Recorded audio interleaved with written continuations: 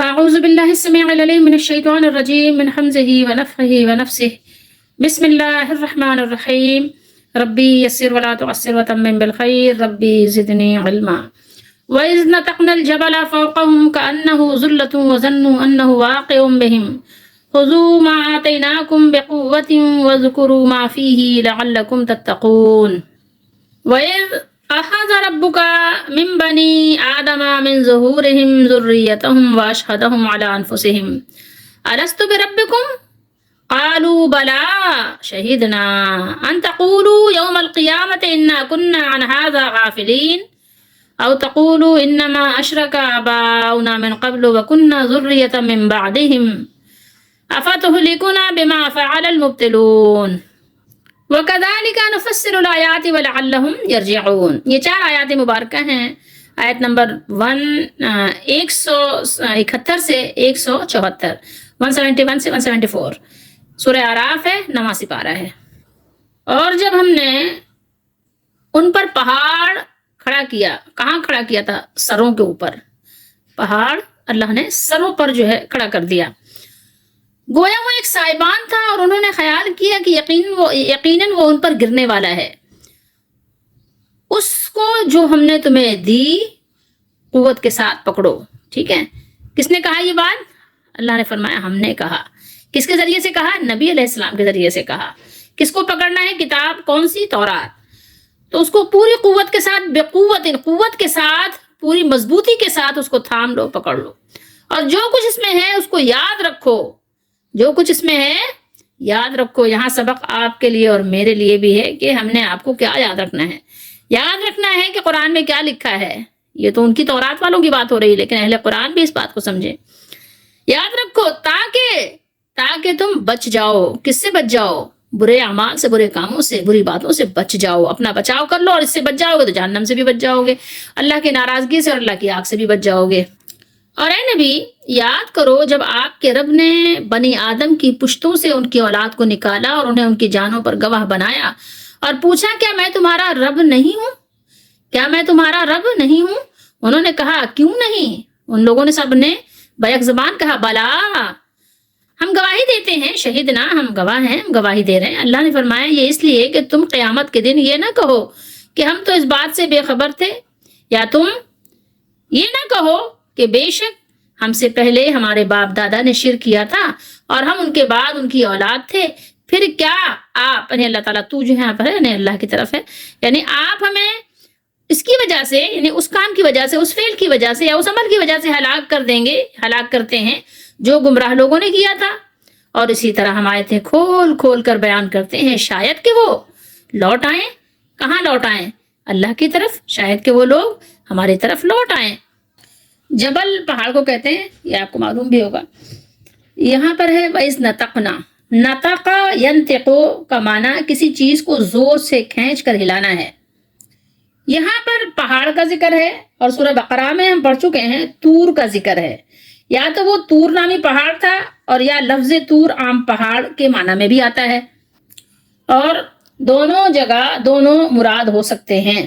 بنی اسرائیل کی سابقہ سرکشیوں، بغاوت کو ملحوظ رکھتے ہوئے ان سے تورات کے احکام پر عمل کا پختہ عہد لینے کے لیے اللہ تعالیٰ نے زلزلے کے ساتھ پہاڑ کو اکھاڑ کر ان کے سروں پر سایہ فگن کر دیا. یعنی جیسے جہاں وہ رہتے تھے، جس بستی میں، جس علاقے میں، اس کے اوپر پہاڑ آ کر کیا ہوا؟ اسٹک ہو گیا. ٹھیک ہے، اوپر پہاڑ ہے، نیچے وہ رہ رہے ہیں. ان کو کہہ دیا گیا، بتا دیا گیا دیکھو تورات کو مانو، اس پر عمل کرو، ورنہ یہ پہاڑ تمہارے اوپر ابھی گرے گا اور ابھی یہیں پہ تم دفن ہو جاؤ گے. ٹھیک ہے، اور انہیں یقین ہو گیا کہ یہ ہم پر گرنے ہی والا ہے. مقصد یہ تھا کہ اس ہیبت ناک ماحول میں وہ اللہ سے ڈرتے ہوئے عمل کا سچا وعدہ کریں، سچا عہد کریں، پختہ عہد کریں. قوت کے ساتھ پکڑنے کا مطلب اس پر عمل کرنا ہے. ٹھیک ہے، اس کو یاد رکھنا ہے، اسی کے مطابق زندگی کو گزارنا ہے. تفسیر ابن ابی حاتم وغیرہ میں صحابہ کرام کے اقوال کے مطابق یہ ہے کہ وہ پہاڑ فرشتوں نے اٹھا لیا تھا. ظاہر ہے فرشتوں کو اللہ تعالیٰ نے بہت مضبوط اور بہت یعنی قوی الجثہ بھی بنایا ہے. بہت بڑے بڑے ان کے جسم ہیں اور بہت مضبوط ہیں وہ. تو پہاڑوں کو اٹھایا اور اس پر ان کے اوپر لا کر کھڑا کر دیا پہاڑوں کو. اور یہ اللہ کے لیے تو کوئی مشکل بات نہیں ہے. میں اور آپ اس میں ظاہر زیادہ تردد کریں یا بہت زیادہ اس میں فکر مند ہوگی ایسے کیسے ہو سکتا ہے ویسے کیسے ہو سکتا ہے. آپ یہ بتائیں کہ اس مالک کے لیے کیا مشکل ہے جس نے ہم جیسوں کو جو کچھ بھی نہیں تھے عدم سے وجود بخش دیا اور ہمیں بولنے والا، سمجھنے والا، چلنے والا، سو جانے والا، پھر سونے کے بعد جاگ جانے والا، ہر کام کو حکمت کے تحت کر لینے والا، جب ہمیں اور آپ کو بنا دیا کچھ نہ ہونے کے بعد، تو اس کے لیے پہاڑ کو اٹھا لینا اور پہاڑ کو گرا دینا اور پہاڑ کو کھسکا دینا، پہاڑ کو زمین بوس کر دینا کیا مشکل بات ہے. اس لیے اس میں زیادہ فکر و تردد کا کوئی ایسا خاص اس میں عمل ہونا ہی نہیں چاہیے. بس سنا اور مان لیا. اس میں ہونا چاہیے سمعنا و اطعنا، ہم نے سنا اور ہم نے مانا. وہ اللہ جو ہمارا اور آپ کا رب ہے، وہ ان اللہ علی کل شیء قدیر سے اپنا تعارف کرایا ہے کہ وہ ہر شے پہ قادر ہے. وہ مجھے اور آپ کو جیسے اس نے پیدا کیا اور قوت و طاقت دی، پھر اس کے بعد کیا فرماتا ہے کہ ہمیں اور آپ کو کمزور اور ضعیف بنا دیتا ہے، بوڑھا بیمار کر دیتا ہے اور پھر موت کے گھاٹ اتار دیتا ہے. کبھی اس پر غور کیا کریں تو پھر ساری باتیں واضح اور صاف آپ کو نظر آنے لگ جاتی ہیں. تو ان لوگوں نے کیا سمجھا کہ یہ جیسے سائبان، ٹھیک ہے، جیسے چھتری نہیں ہوتی، چھتری ہے جیسے، ان کے اوپر چھتری کی طرح پہاڑ آ کر ایسے بالکل سروں کے اوپر جامد ہو گیا، ساکت ہو گیا سروں کے اوپر، ٹھیک ہے. اور کیسے بن گیا؟ بالکل سایہ دار بن گیا، کانو جیسے بالکل سایہ دار چھتری، ٹھیک ہے.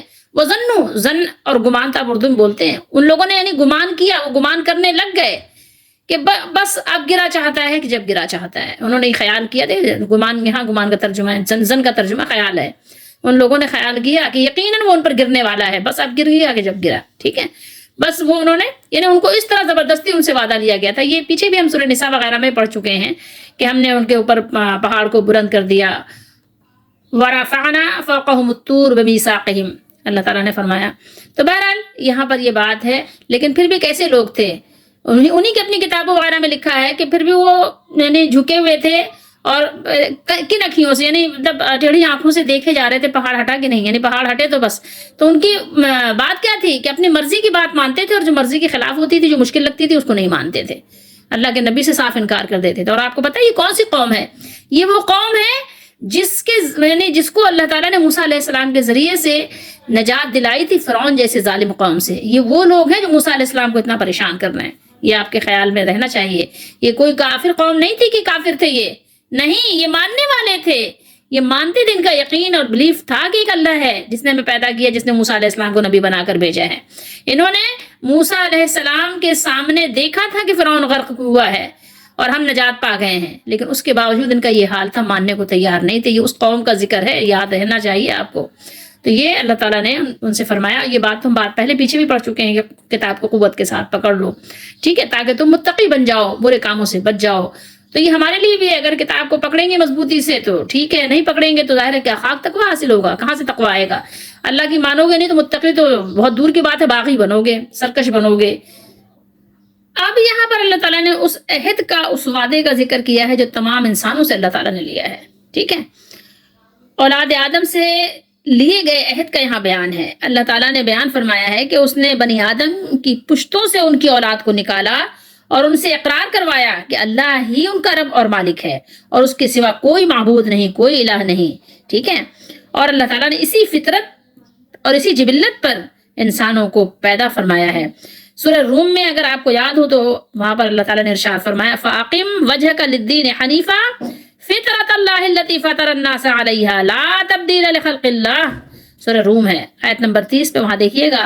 تو تم ایک طرف کے ہو کر بالکل حنیف بن کر دین پر سیدھا منہ کیے، سیدھے بالکل ہو کر اللہ کے راستے پر چلے جاؤ، اس پر چلو. اللہ کی فطرت کو جس پر اس نے لوگوں کو پیدا کیا ہے اختیار کیے رہو، اس کو اختیار کرو. اللہ کی بنائی ہوئی فطرت میں تغیر و تبدل نہیں ہو سکتا. تبدیلی مت کرو، تبدیلی کرو گے تو کیا ہوگا؟ پکڑے جاؤ گے. بخاری شریف کتاب الجنائز ہے، حدیث نمبر 1385 ہے. رسول اللہ صلی اللہ علیہ وسلم نے فرمایا کل مولود یولد علی فطرت، یعنی تمام اولاد جو پیدا ہوتی ہے، بچے، وہ فطرت پہ پیدا ہوتے ہیں. ہر بچے کی پیدائش فطرت پر ہوتی ہے، پھر اس کے ماں باپ اسے یہودی یا نصرانی یا مجوسی بنا دیتے ہیں. بالکل اسی طرح جیسے جانور کے بچے صحیح سالم ہوتے ہیں پھر کیا ہوتا ہے, کیا تم نے کوئی ان کے جسم کا حصہ کٹا ہوا دیکھا ہے؟ یعنی ایسا تو نہیں ہوتا کہ کوئی کٹا ہوا پیدا ہو, کسی کا کان کٹا ہوا ہو, تو پھر کیا ہوتا ہے, وہ لڑائی جھگڑا اور دیگر حادثوں سے کبھی کوئی کان کٹا ہو جاتا ہے, کوئی لنگڑا ہو جاتا ہے. تو اسی طریقے سے اللہ کے نبی صلی اللہ علیہ وسلم نے یہ بات ہمیں سمجھائی ہے. اسی طریقے سے بخاری شریف میں ہے حدیث نمبر 4775 پر کتاب التفسیر میں, اسی کی تفسیر ہے جو میں نے ابھی آپ کو آیت سنائی ہے, لا تبدیل لخلق اللہ. حدیث شریف میں جو بات اضافی ہے وہ ہم آپ کو سنا رہے ہیں, باقی آپ پیچھے ہم پڑھ چکے ہیں. یعنی آپ صلی اللہ علیہ وسلم نے یہ سب بیان کرنے کے بعد آپ نے یہی آیت تلاوت فرمائی, فطرت اللہ التی فطر الناس علیہا, اور آگے فرمایا کہ اللہ کی اس فطرت کی اتباع کرو, یعنی اس کے پیچھے چلو جس پر اس نے انسان کو پیدا کیا ہے. اللہ کی بنائی ہوئی فطرت میں کوئی تبدیلی ممکن نہیں, یہی سیدھا دین ہے. بنی سے مراد بیٹے ہیں اور اس میں بیٹیاں بھی داخل ہیں. ظہور یہ پیٹھوں کو کہتے ہیں, ٹھیک ہے, پشت. ذریت اولاد کو آپ کہتے ہیں, ٹھیک ہے. شہادت سے ہے یہ, اشہد, انفس جانیں. الست بربکم, کیا میں تمہارا رب نہیں ہوں, کیا تم سب کا میں رب نہیں ہوں؟ تو سب نے جواب دیا کہ ہم گواہی دیتے ہیں کہ بے شک آپ ہمارے رب ہیں. بلا کا معنی ہوتا ہے یعنی کیوں نہیں, یعنی بالکل, یعنی جیسے آپ انگلش میں بولتے ہیں نا, وائی ناٹ. بہرحال کچھ لوگوں نے اس آیت مبارکہ کو قرآن مجید کی مشکل آیات میں سے شمار کیا ہے, اس لیے اس کے مفہوم کو سمجھنے کے لیے تھوڑی سی آپ کو تفصیل کی بھی ضرورت ہے. معتزلہ وغیرہ جو گزرے ہیں, اللہ تعالیٰ بہرحال ہم سب کو ہر طرح کی فتنوں سے اور ہر طرح کی گمراہی سے بچائے, ان کے سوال و جواب کو ہم یہاں پر ذکر نہیں کریں گے. ہم تو بس اپنی بات کریں گے جو سیدھی بات ہے. اس سے پہلے جو آیات ہم تلاوت کر رہے تھے, تو یہاں تک تو رسولوں کی اور کتابوں کے ذریعے سے بنی آدم کی ہدایت کا جو اہتمام فرمایا اس کا ذکر بیان کیا تھا.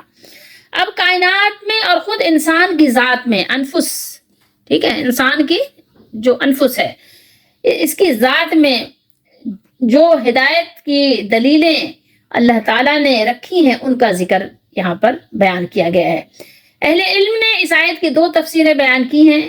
ایک تو یہ کہ اللہ تعالیٰ نے انسان کی فطرت میں یہ بات رکھ دی ہے کہ وہ یہ جانے کہ میرا ایک رب ہے جس نے مجھے پیدا کیا ہے اور وہی مجھے روزی دیتا ہے. اور یہ بات جب اللہ تعالیٰ آدم علیہ السلام کی اولاد کو نسلاً بعد نسل پیدا کرتے ہیں اور بنی آدم میں سے کسی کی پشت سے اس کا یعنی جو بھی یعنی کہیں آپ جرثومہ جس سے انسان کی پیدائش ہوتی ہے, جب اس کو اللہ تعالیٰ جدا کرتے ہیں, الگ کرتے ہیں, اور ماں کے رحم میں پرورش کے بعد جب انسان دنیا میں آ جاتا ہے, تو اسی وقت اس اولاد کی فطرت میں رکھ کر اس کے نفس اور اس کی ذات میں اپنے رب ہونے کے اتنے دلائل اللہ تعالیٰ رکھ دیتے ہیں, اتنے دلائل اس کو یعنی ایک طرح سے آپ کہیے سکھا بھی دیتے ہیں کہ گویا خود اسے اپنے آپ پر گواہ بنا دیتے ہیں کہ اس کا رب اللہ ہے. تو وہ پیدا ہی اسلام پر ہوتا ہے, جیسا کہ میں نے آپ کو قرآن کی آیت بھی دکھائی کہ فطرت پر پیدا ہوتا ہے, ٹھیک ہے. حدیث شریف بھی, قرآن کی آیت سورہ روم میں آپ نے دیکھا, اور میں نے آپ کو پڑھ کے سنایا ہے, اور حدیث دکھائی, حدیث میں ہے جو اللہ تعالیٰ نے فرمایا سورہ روم میں کہ لا تبدیل لخلق اللہ اور فطرت اللہ التی فطر الناس علیہا. اس کے علاوہ حدیث شریف آپ کو دکھایا کہ اللہ تعالیٰ نے ہر انسان کو فطرت پر پیدا کیا ہے, اور وہ فطرت کیا ہے؟ وہ فطرت یہ ہے کہ اسلام یعنی اس کو اللہ تعالیٰ نے اتنی سمجھ, اتنی شعور اللہ تعالیٰ نے اس کو ودیت کی ہے, گفٹ کیا ہے اس کو, کہ اس کو سمجھ آ جائے کہ اس کا پالن ہار کون ہے, اس کا رب کون ہے, اس کو کس نے دنیا میں بھیجا ہے. اتنی سمجھ اللہ نے سب میں رکھی ہے. جیسے میں آپ کو ایک مثال دوں کہ ایک انسان ہے تیرنا نہیں جانتا, اس کو تیراکی نہیں آتی کہ وہ پانی میں تیر سکے, ٹھیک ہے, سمندر میں تیر سکے, دریا میں تیر سکے, یا چھوٹے یا بڑی پانی کا جو بھی علاقہ ہے وہاں تیر سکے, ٹھیک ہے, نہیں آتا. لیکن اس کے اندر صلاحیت تو ہے کہ اگر آپ اسے سکھائیں, کوئی سکھانے والا استاد مل جائے تو وہ تیرنا سیکھ لے گا. یہ اللہ نے اس کی فطرت میں رکھا ہے, ٹھیک ہے. میں تیرنا نہیں جانتی, لیکن اگر مجھے کوئی سکھانے والا ملے گا تو میں تیرنا سیکھ لوں گی. لیکن ہماری فطرت میں اڑنا نہیں ہے, تو اگر کوئی سکھانے والا مل بھی جائے کہ آؤ میں تمہیں سکھا دوں, تو وہ جھوٹ بول رہا ہے, ٹھیک ہے, کوئی جادوگر ہوگا, نظر کی بندش کر دے گا, لیکن ہمیں اڑنا نہیں سکھا سکتا, کیونکہ وہ اڑنا خود بھی نہیں سیکھ سکتا, ٹھیک ہے. چیزوں کے ذریعے تو آپ اڑ لیتے ہیں, ہے نا, جیسے طیارے ہیں, جہاز وغیرہ, ہیلی کاپٹرز وغیرہ ہیں, ان کے ذریعے سے آپ اڑ لیتے ہیں, لیکن اگر آپ کہیں از خود اپنے دونوں بازوؤں پر اڑ لیں تو نہیں اڑ سکتے, ٹھیک ہے. تو یہ فطرت ہماری نہیں ہے. اسی طریقے سے اللہ کے رب ہونا پہچاننا ہماری فطرت میں ہے، ٹھیک ہے. ذرا سا بھی کوئی ہمیں اشارہ کرے اور ہمارے اندر وہ صلاحیت ہو، یعنی ہمارے اندر وہ جوہر ہو کہ جوہر اگر قابل ہو تو پھر ہم سیکھ جائیں گے کہ ہمارا رب اللہ ہے، ٹھیک ہے. کہیں بھی انسان جنگلوں میں بھی رہ رہا ہو، بالکل بھی کچھ ہر چیز سے نہ بلد ہو، کچھ بھی نہ جانتا ہو، لیکن اس کو یہ بات سمجھ آ جائے گی کہ ہمارا رب اللہ ہے. بہت جلدی پہچان لے گا اگر فطرت سلیم ہے تو. ادروائز تو ظاہر لازمی بات ہے کہ پڑھے لکھے لوگوں کو بھی آپ نہیں سمجھا سکتے، بہت باشعور لوگوں کو، بڑی بڑی انڈسٹریز اور کمپنیاں چلانے والوں کو آپ نہیں سمجھا سکتے کہ ہاں اس کا رب اللہ ہے. بس وہ ایسی احمقانہ باتیں کرے گا کہ آپ اپنا پس سب پیٹ کے وہاں سے کرو بھائی چلو یہاں سے نکلو، ورنہ تھوڑی دیر اگر ہم ٹھہرے تو ہمیں بھی یہ گمراہ کر دیں گے، ٹھیک ہے. تو یہ چیز ہے، تو اللہ نے فطرت بہرحال یہ چیز رکھی ہے. تو یہ نہیں کہیں کہ ہمیں تو یاد ہی نہیں ہے. تو بات یہ نہیں ہے کہ اگر آپ کوئی چیز بھول گئے تو کہ آپ وجود کو انکار کر دیں گے، ایسا تو نہیں ہوتا نا. ایک اللہ تعالیٰ نے جاندار انسان پیدا کیا اور اس کے اندر بے شمار نشانیاں خود ہماری اپنی ذات اور کائنات میں رکھ دی اللہ تعالیٰ نے، اور اس بات کی کافی شہادت ہے کہ اس کا ایک رب ہے، ٹھیک ہے. اللہ تعالیٰ نے جیسے کہ اگر آپ کو میں دکھاؤں سورہ حام میم سجدہ آیت نمبر 53 میں اللہ تعالیٰ نے وہاں فرمایا، بہت خوب فرمایا، سنریہم آیاتنا فی الآفاق وفی انفسہم حتی یتبین لہم انہ الحق. ان قریب ہم انہیں اپنی نشانیاں دنیا کے کناروں میں آفاق میں دکھائیں گے اور ان کے نفسوں میں دکھلائیں گے، یہاں تک کہ ان کے لیے واضح ہو جائے کہ یقیناً یہی حق ہے. یہ دیکھیے کیا فرمایا، یہ سورہ یہاں پہ شورا آپ کو نظر آ رہی کیونکہ سورہ شورا شروع ہونے والی ہے، کیونکہ یہ آیت نمبر 54 پہ ختم ہے سورہ حام میم سجدہ، اور یہ 53 کی آیت ہے، سنریہم آیاتنا فی الآفاق وفی انفسہم حتی یتبین لہم انہ الحق. یہ آپ دیکھ سکتے ہیں 24واں سپارہ ہے، یہ 25واں سپارہ ہے. 24ویں میں شروع ہوئی ہے یہ سورہ، 25ویں میں ختم ہے، 25واں سپارہ ہے یہ آپ کے سامنے. ترجمہ یہ دیکھیے تفہیم القرآن کا ہے مولانا مودودی کا. یہاں ان قریب ہم ان کو اپنی نشانیاں آفاق میں بھی دکھائیں گے. آفاق جانتے ہیں پوری دنیا میں جہاں جہاں آپ جائیں گے اللہ کی نشانیاں آپ کو نظر آئیں گی، جہاں بھی جائیں گے، چاہے وہ سمندر کے اندر ہو چاہے وہ فضاؤں میں آپ چلے جائیں، کہیں بھی اللہ تعالیٰ اپنی نشانیاں آپ کو دکھائیں گے. اور ان کے اپنے نفس میں بھی، یعنی ہمارے اپنے اندر، ہماری اپنی جان میں بھی بے شمار اللہ کی نشانیاں ہیں، یہاں تک کہ ان پر یہ بات کھل جائے گی، واضح ہو جائے گی کہ یہ قرآن واقعی برحق ہے. انہ الحق، انہ الحق. یہ 26واں سپارہ ہے، سورہ زاریات ہے، آیت نمبر 20-21 پہ دیکھیے کیا فرمایا اللہ نے، وَفِي الْأَرْضِ آیَاتٌ لِّلْمُوقِنِينَ. آیات کہتے ہیں نشانے کو، ٹھیک ہے، اس کی جمع ہے یہ. وَفِي أَنفُسِكُمْ أَفَلَا تُبْصِرُونَ. فرمایا اللہ نے زمین میں بہت سی نشانیاں ہیں، آیات ہیں، بہت سی نشانیاں ہیں. کس کے لیے؟ یقین کرنے والوں کے لیے. اور یہی نہیں، وفی انفسکم، اور خود تمہارے اپنے اندر، اپنے وجود میں بہت سی نشانیاں. افلا تبصرون، کیا تو تم کو نظر نہیں آتا، تم کو دکھتا نہیں ہے، تم کو سوچتا نہیں ہے، تم کو سمجھ نہیں آتی؟ تو بہت ساری نشانیاں ہیں ہمارے ارد گرد بھی، ہمارے اپنے اندر بھی. ہمیں دیکھنے کی ضرورت ہے، غور کرنے کی ضرورت ہے. جیسے دنیا کے لیے ہم اتنی محنت کرتے ہیں، ایسے ہی ہمیں آخرت کے لیے، اپنے ہی لیے، آخرت میں کسی اور کے کام نہیں آئیں گی ہماری محنتیں، محنت کرنے کی ہمیں ضرورت ہے. تو بہرحال اگر آپ کو یہ بات سمجھ نہیں آتی کہ ہمیں تو یاد نہیں ہے، جب یاد نہیں، جس چیز کی ہمیں یاد ہی نہیں ہے تو وہ بات ہمارے لیے جرم کیسے ہو سکتی ہے، اس پر ہمیں سزا کیسے مل سکتی ہے.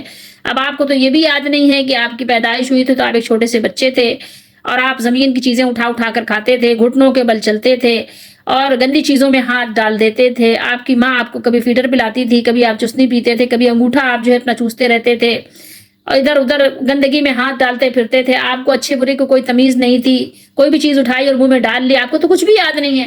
آپ تو اپنے آپ کو سمجھتے ہیں کہ بہت پاک صاف اور بہت پاکیزہ فطرت، ایسے ہی تھے. نہیں، ایسا تو نہیں تھا. آپ تو پتہ نہیں ادھر ادھر کہاں مارے مارے پھرتے. اگر اللہ تعالیٰ نے آپ کے لیے یہ ماں باپ جیسے سہارا، یا آپ کے اور جو دیگر جو ہے آپ کے گارجین وغیرہ ہوتے ہیں جو سہارا اگر نہ بنتے تو آپ تو پتہ نہیں کیا بن جاتے. تو آپ کو تو کچھ بھی یاد نہیں ہے، تو کیا آپ اس کو ڈینائی کر دیں گے کہ نہیں، آپ کی پیدائش نہیں ہوئی تھی، آپ چھوٹے نہیں تھے، آپ ہمیشہ ایسے ہی اسی طرح تھے؟ ٹھیک ہے. تو کیا آپ جب بڑھاپے کی عمر کو پہنچتے ہیں، بوڑھے ہو جاتے ہیں، بالکل ذوف طاری ہو جاتا ہے، نہ سجھائے سوچتا ہے، نہ بتائے یاد ہوتا ہے، کچھ بھی نہیں ہوتا، تو اس وقت کیا آپ اس کو انکار کر دیں گے کہ نہیں، کہ ایک وقت تھا کہ آپ اتنے جوان تھے، ایسے صحت مند تھے، ہر چیز آپ سمجھتے تھے، بلکہ لوگوں کو آپ سمجھا دیتے تھے، بڑے بڑے لوگ آپ کے سامنے پانی بھرتے تھے. تو کیا آپ اس کو انکار تو نہیں کر سکتے کہ اللہ تعالیٰ نے کمزوری سے قوت اور قوت سے کمزوری، یہ تو ذکر بھی فرمایا ہے. تو یہ بات کہ ہمیں یاد نہیں ہے، یہ کوئی آپ کی جو ہے یعنی معقول دلیل نہیں ہے کہ آپ کو یاد نہیں ہے۔ پھر اللہ نے انبیاء کو بھیج کر کتابوں کا نزول فرما کر ہمیں یاد دہانی بار بار کرا دی ہے قرآن مجید میں، تو یاد نہ ہونا یہ ہمارے لیے ہمارے یعنی کہنا چاہیے کہ مقدمے کو سپورٹ کرنے کے لیے بات کافی نہیں ہوگی، ٹھیک ہے۔ ہمارے یاد دہانی کے لیے ہمارے اپنے اندر بے شمار نشانیاں ہیں، آپ ذرا دیکھیں تو آپ کو پتہ چلے گا۔ یہ ہاتھ جسے آپ بے شمار کام کرتے ہیں، اگر اللہ تعالیٰ اس کی قوت اگر لے لیتے ہیں تو آپ کا یہ ہاتھ اٹھتا تک نہیں ہے۔ آپ اپنے کپڑے چینج نہیں کر سکتے، آپ کے ناک پر مکھی بیٹھی ہو ہٹا نہیں سکتے، آپ ایک گلاس پانی کا پکڑ کر پی نہیں سکتے، نلکی لگی ہوتی ہے ناک کے ذریعے سے، کبھی حلق کے ذریعے نلکی کے ذریعے سے آپ جو ہے وہ آپ کے اندر جو ہے نا پانی جا رہا ہوتا ہے۔ کبھی آپ اس پہ غور کرتے ہیں؟ کوئی ذات تو ہے نا جو یہ سب کچھ آپ کو سنبھالا ہوا ہے۔ آپ سوچیں کہ آپ کے پیٹ کے اندر جو ہوا رک جاتی ہے نا، اس پر بھی آپ کا کوئی اختیار نہیں ہوتا، اس کے لیے بھی پھر آپ کو دوائیں لینی پڑتی ہیں۔ کبھی آپ سوچا تو کریں اپنے بارے میں کہ آپ ہو کیا، کچھ بھی نہیں ہو، بس خواہ بڑے بنتے ہو۔ تو یہ اللہ نے فرمایا کہ ناحق بڑا بننا اللہ کو پسند بھی تو نہیں ہے۔ تو یہ بات ہے کہ اس پہ بہت زیادہ بات کرنے کی میں جہاں تک سمجھتی ہوں کہ آپ کو ضرورت اور ہمیں ضرورت نہیں ہے اس بات کی۔ ہمیں بس اس پر ایمان لانا ہے، یقین رکھنا ہے کہ ہمارے رب نے فرمایا ہے، حق اور سچ فرمایا ہے، ہم وہاں گواہی دے کر آئے ہیں۔ اللہ تعالیٰ نے جیسے بھی ہمیں آدم علیہ السلام کی پشت سے ظہور سے ہمیں جو ہے یعنی ظاہر کیا اور ہم سے وعدہ لیا، اور ہم نے اس وعدے کو ہم نے کہا کہ ہاں یہ سچ ہے کہ بے شک آپ ہی ہمارے رب ہیں اور آپ کے علاوہ کوئی بھی ہمارا رب نہیں ہے، ٹھیک ہے۔ اور پھر یہ بات بھی اللہ تعالیٰ نے فرما دی کہ یہ اس لیے تھا کہ کہیں ایسا نہ ہو کہ تم قیامت کے دن کہو کہ بھائی ہم تو ایسے ماں باپ کے ہاں پیدا ہوئے جو کہ کافر تھے، تو کافر ہونے کی وجہ سے ظاہر ہم ان کے پیچھے چلے تو وہ ان کی اولاد ہونے کی وجہ سے کافر ہو گئے وہ، تو اب اللہ تعالیٰ ہمارا اس میں کیا قصور ہے؟ نہیں، ہر شخص کو اللہ تعالیٰ نے اپنے اپنے طور پر سکھا دیا ہے۔ یہ بات نہیں کہ ماں باپ کافر تھے تو جناب آپ اس وجہ سے کافر ہو گئے، نہیں۔ آپ سوچے تو صحیح کہ ماں باپ اگر جاہل تھے تو آپ پڑھے لکھے کیسے ہو گئے؟ پھر ماں باپ نے تو انٹر بھی نہیں پاس کیا تھا اور آپ نے انجینئرنگ پاس کر لی، تو پھر یہ بات جواز نہیں بنی، تو پھر وہ کیسے جواز بن سکتی ہے؟ تو اسی لیے اللہ تعالیٰ نے فرمایا کہ ہم نے ہر ایک سے وعدہ لے لیا ہے۔ اس کے لیے ماں باپ کا مومن یا کافر ہونا آپ کے لیے حجت اور دلیل نہیں بن سکتا۔ ماں باپ کچھ بھی ہو، ماں باپ کا معاملہ ماں باپ کے ساتھ ہے، آپ کا معاملہ آپ کے ساتھ ہے، ٹھیک ہے۔ تو یہاں اللہ نے بتا دیا کہ ماں باپ کے کیے کی سزا ماں باپ کو ملے گی اور آپ کے کیے کی سزا آپ کو ملے گی۔ تو قیامت کے دن آپ یہ کہنے لگ جاؤ تقولوا انما اشرک آباؤنا من قبل، یہ عذر پیش کرو گے تو یہ عذر جو ہے یہ قبول نہیں ہوگا کہ ہم تو اپنے بڑوں کی دیکھا دیکھی شرک کی راہ پر چلتے رہے، ہمارا کیا قصور ہے، ہمارا کیا اس میں یعنی جرم ہے، ہمارا تو کچھ بھی نہیں ہے، ٹھیک ہے۔ تو اللہ تعالیٰ نے یہاں بتا دیا کہ کسی کے پیچھے ایسے مت چل پڑو، خود غور و فکر کرو نا، تمہارا یہ کوئی پیچھے کسی کے چلنا، کسی کے ایسے پیچھے چل پڑنے سے تمہارا عذر قبول نہیں ہوگا۔ یاد رکھو، یہ نہیں کہنا کہ ہمارے باپ دادا اصل مجرم ہیں، قیامت کے دن جا کے کہنے لگ جاؤ کہ ہمارے آباء و اجداد، ہمارے بڑے، ہمارے بزرگ، ہمارے پیر صاحب، ہمارے مولانا صاحب نے ہم کو گمراہ کیا تھا، ٹھیک ہے، تو وہ مجرم ہیں، ہمارے حصے کی سزا ان کو دے دیں آپ، ٹھیک ہے۔ پھر یہ کہنا آپ کا وہاں کام نہیں آئے گا، آپ کہیں کہ اصل مجرم وہی ہیں، ہم نہیں، ٹھیک ہے۔ اس قسم کے عذر کا وہاں کوئی موقع نہیں ہوگا، کیونکہ ابتدا اللہ تعالیٰ نے ہر شخص کی فطرت میں اپنے رب ہونے کی پہچان اور اللہ تعالیٰ نے اپنی توحید رکھ دی ہے۔ پھر اس کی یاد دہانی اور تفسیر و تشریح کے لیے رسول بھی بھیجے اور کتابیں بھی نازل فرمائی گئی ہیں اور کائنات میں اس کے دلائل رکھ دیے گئے ہیں اور ان کے فہم کے لیے عقل بھی دی ہے۔ اللہ تعالیٰ نے عقل ہم کو عنایت فرمائی ہے، ہمارے پاس اتنی عقل ہے، اتنا شعور ہے، تو یہ باتیں آپ کی ناقابل فہم و شعور ہیں۔ اور یہ سب کچھ جو بیان ہوتا ہے، بار بار جو ریپیٹ ہوتی ہیں باتیں، وہ کذالک، وہ اللہ نے اس کی وجہ بتا دی کہ اس کی وجہ یہ ہے کہ تاکہ وہ پلٹ آئیں اور باطل کو، فضولیات کو چھوڑ دیں۔ یہ واقعہ جس کو بھی سنایا جا رہا ہے وہ اصل میں ہمیں سنایا جا رہا ہے، کیونکہ قرآن کے مخاطب تو ہم ہی ہیں، ٹھیک ہے۔ جیسے ہمارے بڑوں نے جو کچھ کیا تھا ان کی باتیں ہمیں بتا کر ہم کو سبق دیا جا رہا ہے، کوئی بھی تھا وہ، لیکن اب تو آپ ہو نا، کیونکہ وہ بھی مشرکوں کی طرح اپنے عہد سے پھرے ہوئے تھے، جیسے مشرک پھرے ہوئے تھے، وہ بھی پھرے ہوئے تھے کتاب ہونے کے باوجود، اور میں اور آپ کیا کر رہے ہیں اپنے عہد سے، جو اللہ سے عہد کیا ہے، کہتے ہیں لا الہ الا اللہ، ایک اللہ کے سوا کوئی الہ نہیں ہے، کہتے ہیں محمد الرسول اللہ، محمد صلی اللہ علیہ وسلم اللہ کے رسول ہیں، پھر مانتے کس کی ہیں؟ مولوی صاحب کی بات مان لیتے ہیں۔ محمد صلی اللہ علیہ وسلم نے جو کیا ہوتا ہے اس کو چھوڑ دیتے ہیں، جو صحابہ نے کیا ہوتا ہے اس کو چھوڑ دیتے ہیں، کہتے ہیں ہم صحابہ کے طریقے پہ ہم جنتی ہیں، ہمارا فرقہ جنتی ہے، ہمارا گروہ جنتی ہے، کیونکہ ہم صحابہ کے طریقے پہ ہیں، لیکن صحابہ کرام نے جو نہیں کیا ہوتا وہی کر رہے ہوتے ہیں۔ ہیں کر کیا رہے ہوتے ہیں جو صحابہ نے نہیں کیا ہوتا. پھر اگر آپ کہیں گے بھائی صحابہ نے تو یہ کیا نہیں تھا تو کہتے ہیں صحابہ کے زمانے میں تو تم بھی نہیں تھے تو تم بھی تو بدعت ہو. اس طرح کی پھر آپ کو فضول باتیں کر کے پریشان کریں گے. اور اگر آپ ان کو زیادہ سمجھانے کی کوشش کریں گے تو پھر کیا کریں گے, پھر آپ کو گالیاں دیں گے, پھر آپ کو بددعائیں دیں گے, پھر آپ کو برا بھلا کریں گے کہیں گے اور پھر آپ سے جھگڑا کریں گے. جو منافق کی ایک نشانی ہے جھگڑا کرنا, پھر وہ آپ سے جھگڑا کریں گے. وَكَذَلِكَ نُفَصِّلُ الْآيَاتِ وَلَعَلَّهُمْ يَرْجِعُونَ, اور اسی طرح ہم آیتیں کھول کھول کر بیان کرتے ہیں شاید کہ وہ لوگ ہماری طرف لوٹ آئیں. اب یہ دیکھیے کہ اللہ تعالیٰ نے ہمارے اندر وہ فطرت بھی رکھی ہے اور وہ ماحول بھی رکھا ہے, لیکن ہم نے خود جو ہے اپنی طرف سے گندا ماحول اختیار کر لیا اور جو توحید کا شجر طیب تھا اس کو ہم نے دبا دیا, اور اللہ تعالیٰ نے ہر طرف آفاق میں نشانیاں رکھ دیں اور توحید کو قبول کرنے کی صلاحیت بھی ہماری فطرت میں اللہ تعالیٰ نے رکھ دیا. لیکن پھر بھی ہم کیا کرتے ہیں, ہم گندے ماحول کو ہی اختیار کرتے ہیں. ہم بار بار کیا کرتے ہیں, اپنی ابھرتی ہوئی فطری آواز کو دباتے رہتے ہیں. جو ہماری روح کے اندر ایک تشنگی ہے اس کو سیراب نہیں کرتے. ہم پریشان حال ہیں, ہر شخص سے آپ پوچھیں بے چین ہے, بہت زیادہ بے چینی ہے اندر. تو کیا وجہ ہے کہ ایک ہمارے جو روح کی اندر کی جو تشنگی ہے اس کو سیراب کرنے سے ہم جان بوجھ کر غفلت برت رہے ہیں, جان بوجھ کر دانستہ طور پر ہم غفلت برتتے ہیں. تو قیامت کے دن ان لوگوں کا کوئی عذر قابل قبول نہیں ہوگا جو لوگ یہ کہیں کہ جناب والا ہم تو کیا کریں, ہم تو بے قصور تھے کیونکہ ہم تو پیدا ہی ایسے گھرانے میں ہو گئے تھے, یا وہ کہیں کہ ان کے ماں باپ ہی مشرک تھے یا ان کے ماں باپ کافر تھے. نہیں بھائی, ماں باپ کچھ بھی تھے, آپ کو اپنا جواب دہ ہونا ہے. ماں باپ کا جرم ماں باپ کو اور آپ کا جرم آپ کو. ماں باپ کی نیکیاں ماں باپ کو اور آپ کی نیکیاں آپ کو کام آئیں گی. یاد رکھیے, ماں باپ کا ایمان لینا آپ کو کفایت نہیں کرے گا اور آپ کا ایمان لانا ماں باپ کو کفایت نہیں کرے گا. تو اس بات کو سمجھنا ہمارے اور آپ کے لیے بہت ہی ضروری ہے.